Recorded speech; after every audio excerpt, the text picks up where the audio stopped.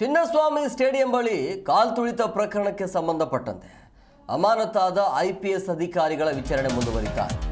ಕೇಂದ್ರ ವಿಭಾಗ ಡಿಸಿಪಿ ಆಗಿದ್ದ HT ಶೇಖರ್, ಹೆಚ್ಚುವರಿ ಪೊಲೀಸ್ ಆಯುಕ್ತರಾಗಿರುವಂಥ ವಿಕಾಸ್ ಕುಮಾರ್, ಇನ್ನು ನಗರ ಪೊಲೀಸ್ ಆಯುಕ್ತರಾಗಿರುವಂಥ B ದಯಾನಂದ್, ಇನ್ನು ಕುಮಾರಕೃಪಾ ಗೆಸ್ಟ್ ಹೌಸ್ನಲ್ಲಿ ಮೂವರ ವಿಚಾರಣೆ ಮುಂದುವರಿತಾರೆ. ಚಿನ್ನಸ್ವಾಮಿ ಸ್ಟೇಡಿಯಂನಲ್ಲಿ ಆಗಿರುವಂತಹ ಕಾಲ್ತುಳಿತ ಪ್ರಕರಣಕ್ಕೆ ಸಂಬಂಧಪಟ್ಟಂತೆ ಪೊಲೀಸ್ ಅಧಿಕಾರಿಗಳ ವಿಚಾರಣೆ ಮುಂದುವರಿತಾ ಇದೆ. ಕೇಸ್ ಸಂಬಂಧ ಈಗ ತನಿಖೆ ಅಂತೂ ತಿರುಕುಗೊಂಡಿದೆ. ನ್ಯಾಯಾಂಗ ತನಿಖೆ ಮುಂದುವರಿತಾ ಇದೆ. ನಿವೃತ್ತ ನ್ಯಾಯಮೂರ್ತಿ ಮೈಕಲ್ ಡಿ ಕುನಾ ಅವರ ನೇತೃತ್ವದಲ್ಲಿ ಈ ತನಿಖೆ ಆಗ್ತಾ ಇದೆ. ಇವತ್ತು ವಿಚಾರಣೆಗೆ ಈ ಮೂವರು ಅಧಿಕಾರಿಗಳು ಹಾಜರಾಗ್ತಾ ಇರುವಂಥದ್ದು. ನಗರದ ಕುಮಾರಕೃಪಾ ಗೆಸ್ಟ್ ಹೌಸ್ ಬಳಿ ವಿಚಾರಣೆ ನಡೆಯುತ್ತೆ. ನ್ಯಾಯಮೂರ್ತಿ ಆಗಿರುವಂಥ ಮೈಕಲ್ ಡಿ ಕುನಾ ಅವರು ವಿಚಾರಣೆಯನ್ನು ಮಾಡ್ತಾರೆ.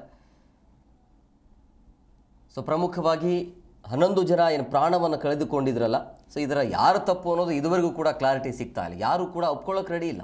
ಸರ್ಕಾರನೂ ಕೂಡ ಒಪ್ಕೊಳ್ಳೋಕೆ ರೆಡಿ ಇಲ್ಲ, ಪೊಲೀಸ್ ಇಲಾಖೆಯವರು ಕೂಡ ಒಪ್ಕೊಳ್ಳೋಕೆ ರೆಡಿ ಇಲ್ಲ, and RCB management, RCB team ಅವರು ಕೂಡ ನಮ್ಮಿಂದ ತಪ್ಪಾಗಿದೆ ಅಂತೇಳಿ ಅವರು ಕೂಡ ಒಪ್ಕೊಳ್ಳೋಕೆ ರೆಡಿ ಇಲ್ಲ. ಮೂವರು ಸೈಲೆಂಟ್ ಆಗಿರೋದ್ರಿಂದಾಗಿ ತಪ್ಪು ಯಾರ್ದು ಅನ್ನೋದು ಈಗಿರುವಂಥ ಪ್ರಶ್ನೆ. ಯಾರ್ದು ನಿರ್ಲಕ್ಷ್ಯ ಇದುವರೆಗೂ ಕೂಡ ಕ್ಲಾರಿಟಿ ಸಿಗ್ತಾ ಇಲ್ಲ. ಹಾಗಾಗಿ ತನಿಖೆ ಅಂತೂ ಚುರುಕುಗೊಳ್ತಾ ಇದೆ. 11 ಜನ ಅಮಾಯಕರು ಪ್ರಾಣವನ್ನು ಕಳೆದುಕೊಂಡಿದ್ದಾರೆ ಈ ಒಂದು RCB ಕಪ್ನಿಂದಾಗಿ. ಈ ಸಲ ಕಪ್ಪು ನಮ್ದಲ್ಲ, ಈ ಸಲ ತಪ್ಪು ನಮ್ಮದೇ ಅನ್ನೋ ರೀತಿಯಲ್ಲಿದೆ. ಹಂಗಾಗಿ ತನಿಖೆ ಚುರುಕುಗೊಳ್ತಾ ಇರುವಂಥದ್ದು. ಈ ಒಂದು ಘಟನೆ ಆಗಿರಲಿಲ್ಲ ಅಂತಂದರೆ RCBದು ಅದು ಬೇರೆ ಕಥೆನೇ ಆಗ್ತಾಯಿತ್ತು. ಬಟ್ ಈಗ ಕಂಟ್ರೋಲ್ಗೆ ತರೋಕ್ಕಾಗದೆ ಎಲ್ಲೋ ಒಂದು ಕಡೆ ಫ್ರೀ ಟಿಕೆಟ್ ಘೋಷಣೆ ಆಗಿರೋದ್ರಿಂದಾಗಿ ಈ ಒಂದು ಘಟನೆ ಆಯಿತಾ, ಅಥವಾ ಸರಿಯಾದ ರೀತಿಯಲ್ಲಿ ಅಲ್ಲಿ ಪೊಲೀಸ್ ಇಲಾಖೆ ಕಡೆಯಿಂದ ನಿರ್ಲಕ್ಷ್ಯ ಐತಾ, ಸರ್ಕಾರ ನಿರ್ಲಕ್ಷ್ಯನ, ಅದೆಲ್ಲ ಆಯಾಮದ ಮುಖಾಂತರ ಈಗ ತನಿಖೆ ಮುಂದುವರಿತಾ ಇದೆ. ಈ ಬಗ್ಗೆ ಮತ್ತಷ್ಟು ಮಾಹಿತಿ ನೀಡುತ್ತಾರೆ ನಮ್ಮ ಪ್ರತಿನಿಧಿ ವಿಶ್ವನಾಥ್, ಫೋನ್ ಸಂಪರ್ಕದಲ್ಲಿದ್ದಾರೆ.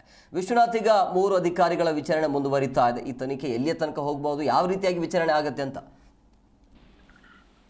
ಹೇಮಕುಮಾರ್, ಚಿನ್ನಸ್ವಾಮಿ ಸ್ಟೇಡಿಯಂ ಬಳಿ ಕಾಲ್ತುಳಿತ ಪ್ರಕರಣಕ್ಕೆ ಸಂಬಂಧಪಟ್ಟಂತೆ 3 IPS ಅಧಿಕಾರಿಗಳನ್ನ ಸರ್ಕಾರ ಸಸ್ಪೆಂಡ್ ಮಾಡಿರುತ್ತೆ. ಅದರಲ್ಲಿ ಪ್ರಮುಖವಾಗಿ ನಗರ ಪೊಲೀಸ್ ಆಯುಕ್ತ ದಯಾನಂದ್, ಪಶ್ಚಿಮ ವಿಭಾಗದ DCP, ಪಶ್ಚಿಮ ವಿಭಾಗದ ಹೆಚ್ಚುವರಿ ಪೊಲೀಸ್ ಆಯುಕ್ತರಾಗಿದ್ದಂತಹ ವಿಕಾಸ್ ಕುಮಾರ್ ಮತ್ತು ಕೇಂದ್ರ ವಿಭಾಗದ DCP ಶೇಖರ್ ಟಿ ಅವರನ್ನ ಸಸ್ಪೆಂಡ್ ಮಾಡಲಾಗಿತ್ತು. ಹೀಗಾಗಿ ಒಂದ್ ಕಡೆ CID ಅಧಿಕಾರಿಗಳು ಕೂಡ ತನಿಖೆಯನ್ನು ನಡೆಸ್ತಾ ಇದ್ದಾರೆ. ಮತ್ತೊಂದು ಕಡೆ ನಿವೃತ್ತ ನ್ಯಾಯಮೂರ್ತಿ ಮೈಕಲ್ ಡಿ ಕುನಾ ನೇತೃತ್ವದಲ್ಲಿ ತನಿಖೆ ನಡೆಸಬೇಕು, ನ್ಯಾಯಾಂಗ ತನಿಖೆ ಆಗಬೇಕು ಅನ್ನೋ ಆಂಗಲ್ನಲ್ಲಿ ಸರ್ಕಾರ ಕೂಡ ಆದೇಶವನ್ನು ಹೊರಡಿಸುತ್ತೆ. ಹೀಗಾಗಿ ಇವತ್ತು ಅಮಾನತಾದ IPS ಅಧಿಕಾರಿಗಳು ವಿಚಾರಣೆಗೆ ಬಂದಿದ್ರು. ಅದರಲ್ಲೂ ಕೇಂದ್ರ ವಿಭಾಗದ DCP ಆಗಿದ್ದಂತಹ HT ಶೇಖರ್ ಅವರು ಕೂಡ ಆಗಮಿಸಿದ್ರು. ಇನ್ನು ಹೆಚ್ಚುವರಿ ಪೊಲೀಸ್ ಆಯುಕ್ತ ವಿಕಾಸ್ ಕೂಡ ಆಗಮಿಸಿದ್ರು. ಒಂದು ನಗರ ಪೊಲೀಸ್ ಆಯುಕ್ತರಾಗಿದ್ದಂತ ಅವತ್ತು ನಗರ ಪೊಲೀಸ್ ಆಯುಕ್ತರು ದಯಾನಂದ್ ಅವರಿದ್ದಾರೆ. ಇವತ್ತು ವಿಚಾರಣೆಗೆ ಹಾಜರಾಗುವಂತಹ ಸಾಧ್ಯತೆ ಕೂಡ ಇದೆ. ಇನ್ನು 2 IPS ಅಧಿಕಾರಿಗಳು ಶೇಖರ್ ಮತ್ತು ವಿಕಾಸ್ ಕುಮಾರ್ ಈಗಾಗಲೇ ವಿಚಾರಣೆಯನ್ನ ಎದುರಿಸಿ ಈಗ ತಾನೇ ಹೊರಟಿರುವಂತದ್ದು.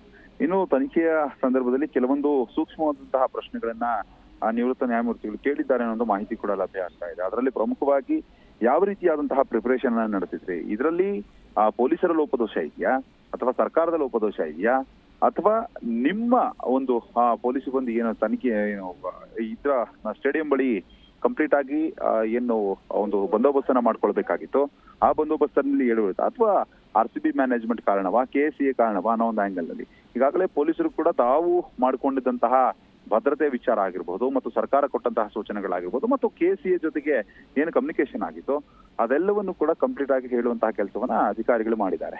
ಒಟ್ಟಾರೆಯಾಗಿ ಕುನ್ಹಾ ನೇತೃತ್ವದ ಒಂದು ನ್ಯಾಯಾಂಗ ತನಿಖೆ ನಡೀತಾ ಇದೆ. ಅದು ಕೂಡ ಹಿರಿಯ IPS ಅಧಿಕಾರಿಗಳು ಈ ರೀತಿಯಾಗಿ ಸಸ್ಪೆಂಡ್ ಆಗುವಂತದ್ದು ರಾಜ್ಯದ ಇತಿಹಾಸದಲ್ಲಿ, ಅದರಲ್ಲೂ ನಗರ ಪೊಲೀಸ್ ಆಯುಕ್ತರಾಗಿದ್ದಂಥವ್ರು ಒಬ್ರು ಸಸ್ಪೆಂಡ್ ಆಗ್ತಾರೆ ಅಂದ್ರೆ ಸಣ್ಣ ಪುಟ್ಟ ವಿಷಯ ಅಲ್ಲ. ಹೀಗಾಗಿ ಮುಂದಿನ ದಿನಮಾನಗಳಲ್ಲಿ ಈ ಒಂದು ಪ್ರಕರಣ ಇದೆ ದೊಡ್ಡ ಹಂತಕ್ಕೆ ಹೋಗುತ್ತೆ, ಮತ್ತು ಈ ಒಂದು ತನಿಖೆ ಪಾರದರ್ಶಕವಾಗಿರಲಿ ಅನ್ನೋ ಒಂದು ಕಾರಣಕ್ಕೆ ನ್ಯಾಯಾಂಗ ತನಿಖೆಗೂ ಕೂಡ ಸರ್ಕಾರ ಕೊಟ್ಟಿರುವಂತದ್ದು. ಹೀಗಾಗಿ ತನಿಖೆ ಮುಂದುವರಿತಾ ಇದೆ ಮತ್ತಷ್ಟು ದಿನಗಳ ಕಾಲ. ಅಂದ್ರೆ ಈಗ ಹೇಳಿಕೆಯನ್ನು ದಾಖಲಿಸಿದ್ದಾರೆ, ಆದ್ರೆ ಮತ್ತೆ ಏನಾದ್ರೂ ಅವಶ್ಯಕತೆ ಇದ್ದಂತಹ ಸಂದರ್ಭದಲ್ಲಿ ಮತ್ತೆ ಅಧಿಕಾರಿಗಳು ವಿಚಾರಣೆಗೆ ಹಾಜರಾಗುವಂತಹ ಸಾಧ್ಯತೆ ಇದೆ. ಇನ್ನು ಹಿರಿಯ IPS ಅಧಿಕಾರಿ ADGP ನಗರ ಪೊಲೀಸ್ ಆಯುಕ್ತರಾಗಿದ್ದಂತಹ ದಯಾನಂದ್ ಅವರು ಕೂಡ ಕೆಲವೇ ನಿಮಿಷಗಳಲ್ಲಿ ವಿಚಾರಣೆಗೆ ಆಗಮಿಸುವಂತಹ ಸಾಧ್ಯತೆ ಕೂಡ ಇರುವಂತದ್ದು. ಓಕೆ, ಥ್ಯಾಂಕ್ ಯು ವಿಶ್ವನಾಥ್ ನಿಮ್ಮೆಲ್ಲ ಡೀಟೇಲ್ಸ್ಗಾಗಿ.